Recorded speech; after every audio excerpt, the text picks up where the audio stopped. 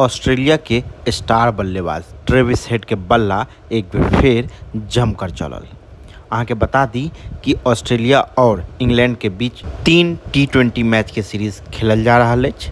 Series के पहिल मुकाबला में ऑस्ट्रेलियाई बल्लेबाज पहले बल्लेबाजी करऽ लेल उतरलथि और धमाकेदार पारी खेल कऽ अपना टीम के विनिंग पारी खेललथि। ओ मैच के 5म ओवर में सैम करन के एकटा महंगा ओवर साबित कलथि। अहाँके हम बता दी कि ट्रेविस हेड सैम करन के 6टा गेंद पर कुल 30 रन बनेलथि। एहि 30 रन के पारी से न केवल टीम जीतल बल्कि इंग्लैंड के ई ओवर भारी पड़ि गेल।